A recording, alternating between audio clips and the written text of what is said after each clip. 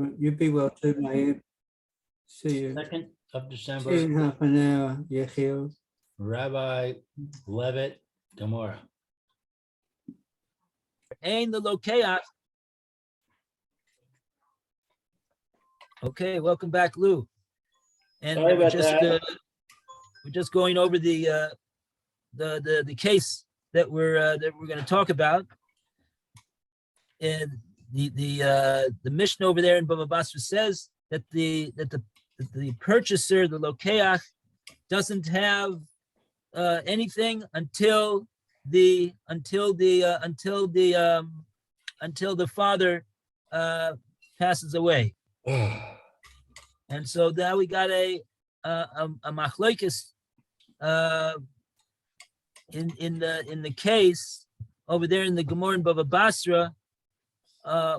What's the din if the son sold this property during the lifetime of the father, and then the son passes away in the lifetime of the father?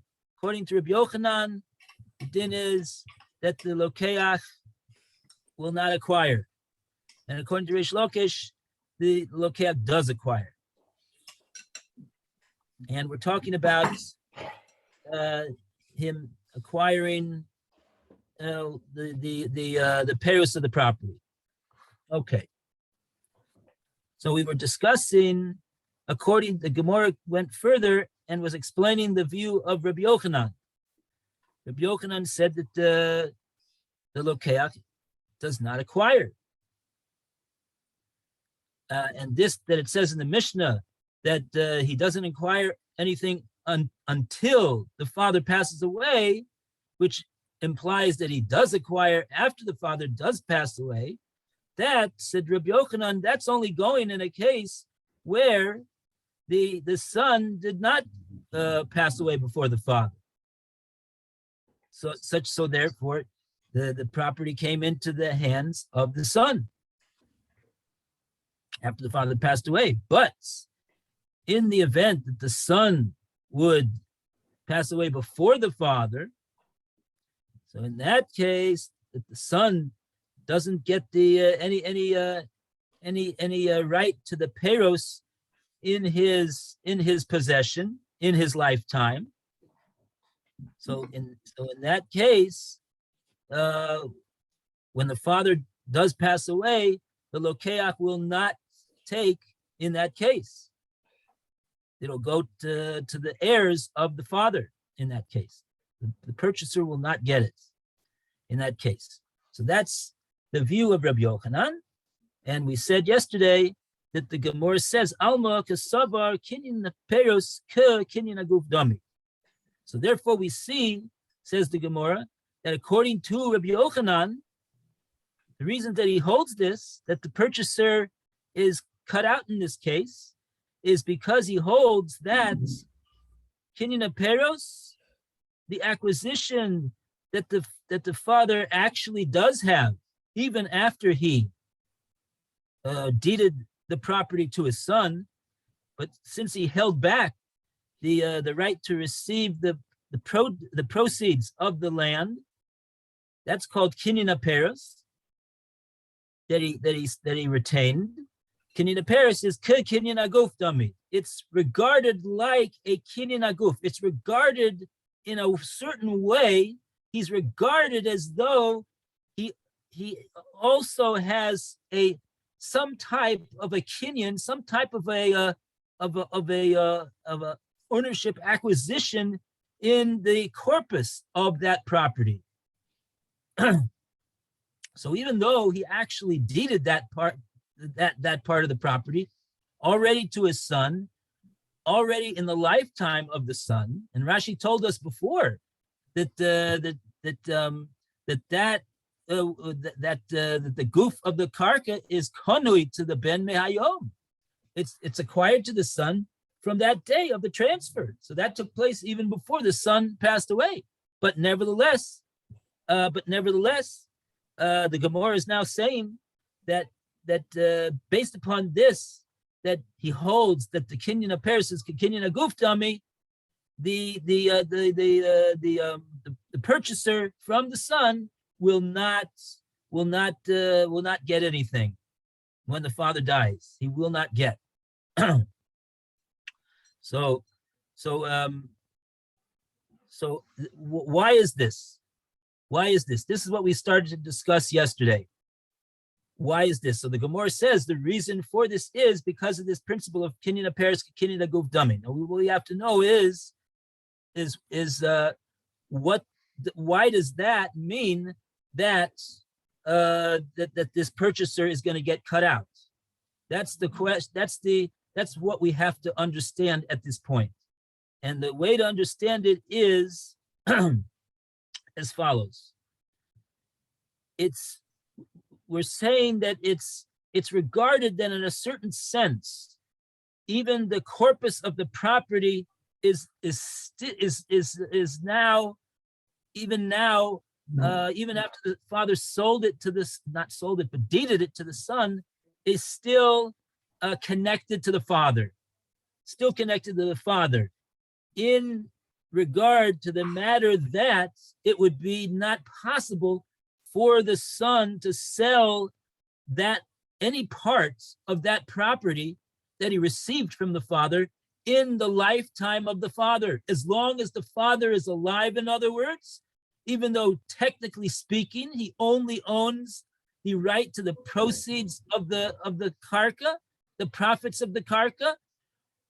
Rabbi Yochanan looks at it in that he has also some type of a connection, some type of a connection also to the corpus of the property as well,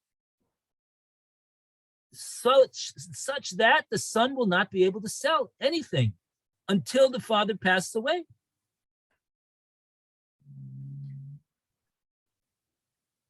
And therefore, what did the son get? What did the son get when the father deeded him the property?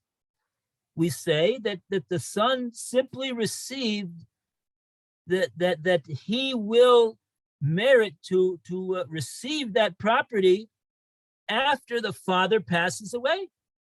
You just get a promise from the father.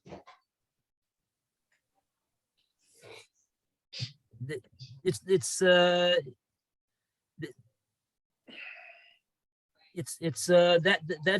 terms of the deal. That's the way the deal is going to work. According to Rabbi Yochanan, that's the way the deal is going to work.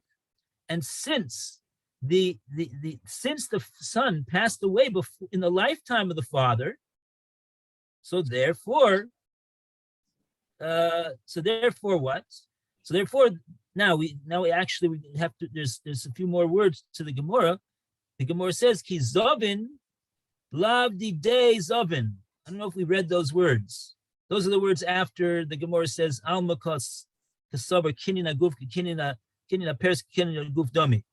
Therefore, we say, "Ki zovin," when the son did sell the property in the lifetime of the father. Lav didei zovin. He was not selling something that was owned only by him, but in a certain sense, it was owned also by the father. And therefore, only when the father is out of the picture after he passes away, would the son have the full ability to sell the property. And so therefore, since the son passed away beforehand, so therefore the lokeach, the purchaser from the son, will not get the payos of the property after the father passes away.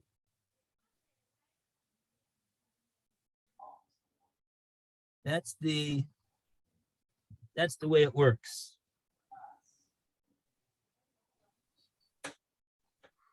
Okay, so that's just saying it over outside. If you want to see it inside again, we could read it inside. Somebody want to read? This is Rabbi Yochanan's view. Yeah, this is Rabbi Yochanan. So from the place where it says Rabbi Yochanan.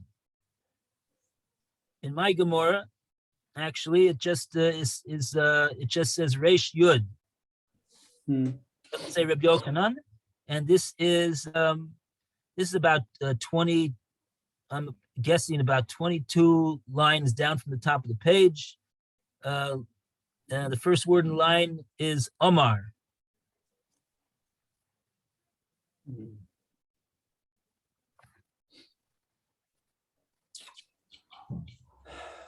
Tell me when you got the place. Yeah. Got the place, Roy? Yes.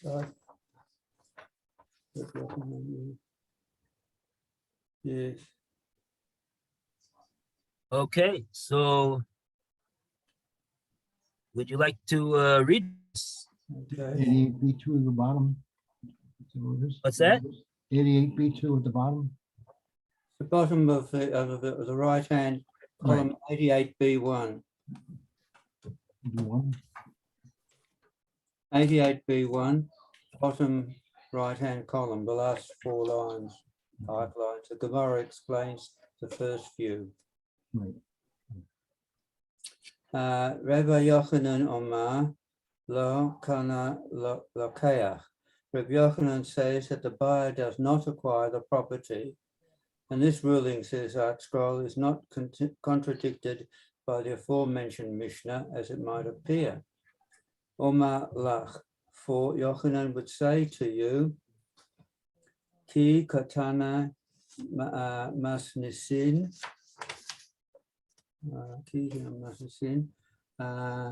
macha haben lo kana lo rakeach ad sheyomus. When did the Mishnah teach if the son sold the property, the buyer has not acquired anything in these properties until the father dies? When did the Mishnah say this? Right. V'chi me'es ha'av is le'lokeach, implying that when the father dies, the buyer has acquired the properties.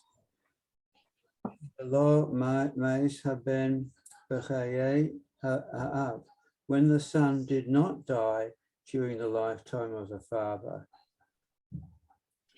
So that the produce came into possession of the son before he died. Before the son died. Ava meis haben b'chayei ha'av. But when the son died during the lifetime of the father, the law asur l'daya the ben, so that the produce never came into possession of the son. He died before the father. Ki me'ez av nami, when the father eventually also dies,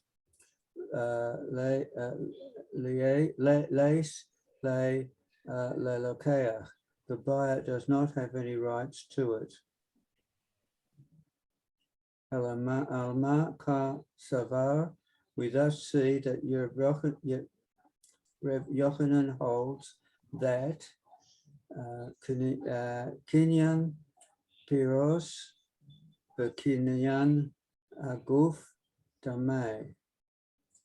Reb Yochanan holds that the ownership of the rights to the produce of a property is tantamount to ownership of the property.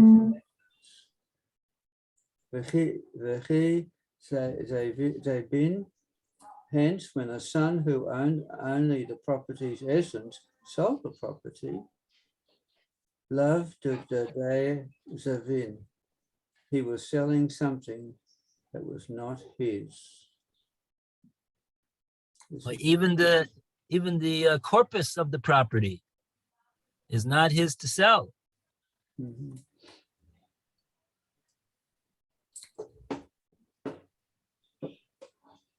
That's what I'm wondering over here. That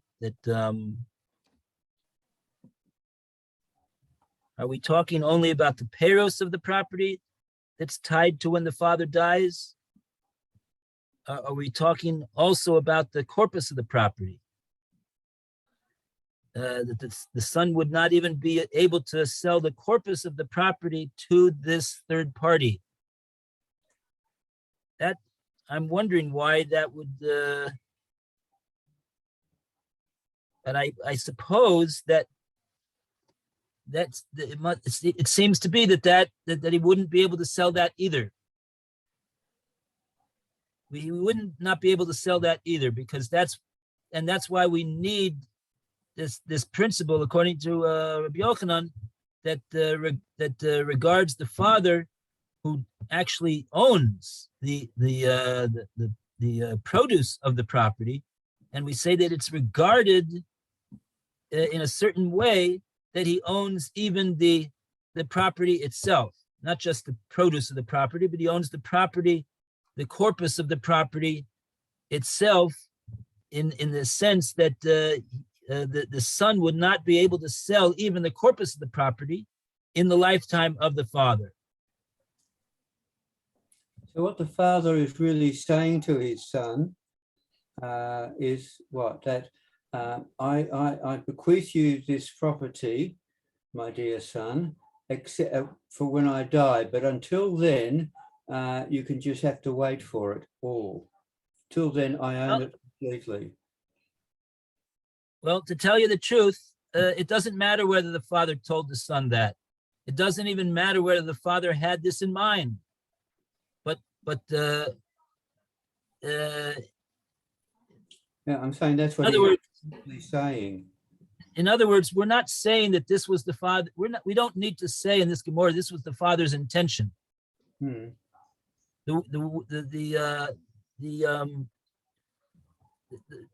I would say that the father simply, the father wanted to give the property to the son, and he just wanted to keep the produce of the property as long as he was alive, so he'd have something to live on.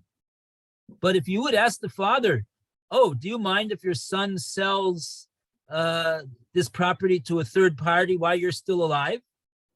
I would imagine that the father would think that the son is a little bit nutty. Why is he selling the property that I gave him? He probably wouldn't want him to do it because he would figure that it's better to have the property.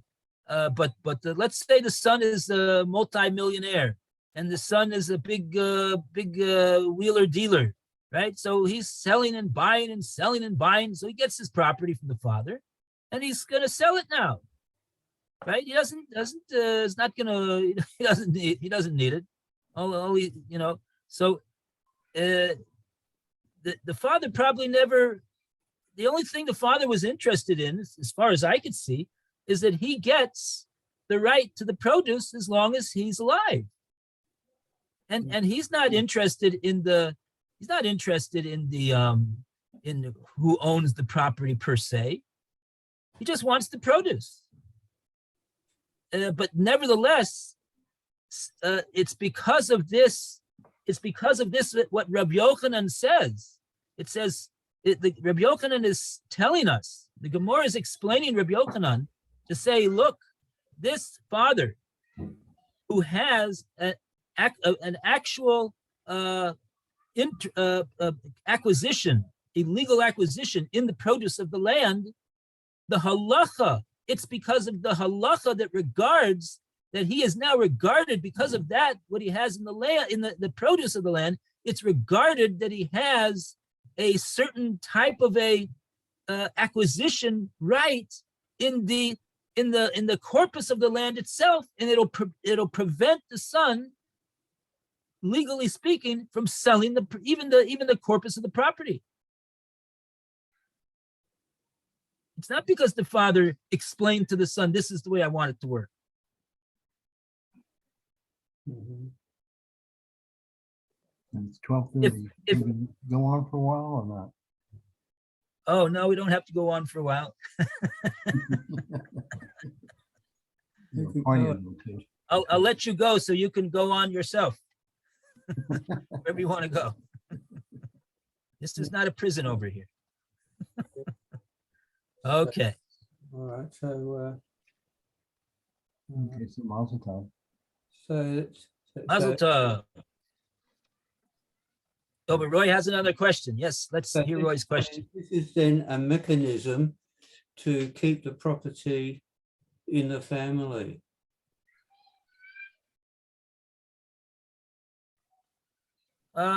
See, see,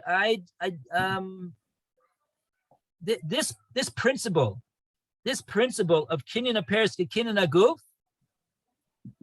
is a legal principle in halacha. It doesn't matter whether it was a father who was selling to his son or whether it was one stranger selling to another stranger. It would be the same din. Mhm. So in other words, it's not a policy decision that because of the policy of the family, keep it in the family, the property, the family. That's not what's going on over here. This is a legal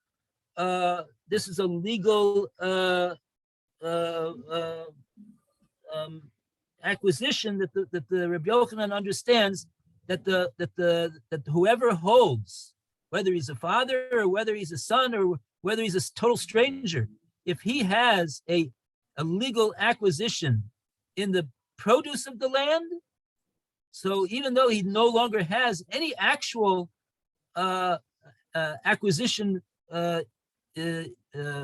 ownership of the corpus of the land, he could nevertheless prevent the one who does have from selling it in his lifetime, according to the terms that he said over here. That as long as he has, he's got this interest in the produce as long as he's alive. So therefore, as long as he's alive, the father is going to prevent the son from selling the land. So therefore, if the son is going to pass away before the father, so then that means that the sale that the son made to the land is null and void. It has no, I mean, it's not going to work. It's not going to work because it can only work after the father passes away. Okay, Because the father is holding back the right of the son to sell it in halacha, not because he expressed that that's what he wants to do, but because that's the way Rabbi Yochanan understands what a legal acquisition of produce of land entails. Okay. It entails a ownership right of the corpus of the property. As a side issue, if that happens, if the son does sell, then does the Lokeach have to give back the money? Does the son have to give back the money to the Lokeach? I would assume that he does. Yeah. Because the whole I would assume that he does. Because well, it would seem clear that unless you'll say that they both knew about this halacha, and he said, you know what, I'm taking a gamble over here, and I'll pay you half of the price of the value of the property. And the son said, okay, fine, it's a deal. So like that, so then they both have open eyes in the transaction. It's not a mistaken transaction. He gave money on mistake. He's gambling a little bit. So his gamble didn't work out. Another side issue, when I asked you yesterday about who pays for the repair of the fence or anything else you do to the property, seems that the father would have to pay, since he's still basically and effectively owning the whole property. Even no matter what you call it, he still owns the whole property. He's the manager of it. The son cannot sell it. No, but so the I mean, father, the sale won't work. The sale won't work according to Rabbi Yochanan until the father passes away. yeah, but I'm saying that if you have to pay for, say, fixing up the fence or something like that. Could be. You're right. Could be. You're right. It could be that he's still regarded as the owner even for that as well. He's gonna, just like he's preventing the son from selling the property, So that means he's still responsible for the maintenance of the property as well. So all this is still under Rav Yochanan. Okay. Right. According to Reish Lakish, Rav Reish Lakish says that the purchaser will acquire it. Hmm. We'll see that tomorrow. Metashem. Bez Hashem. Oh, actually, Oh no, on, tomorrow is Friday. No. yeah, we won't see it tomorrow. Okay, we'll see it when we see it. Bez Hashem. The Eibush is all helping. And mazel tov to your family, to you, to your family. Amen, amen. You too. Thank you. Many smachot. Amen, amen. You too. Thank you. Oh, And close to everybody. Okay. To stay there. All right. and See you. happy All the Hanukkah. best. Hanukkah Sameach. Hanukkah Sameach. Freilich and Hanukkah. All the best. Bye. Bye.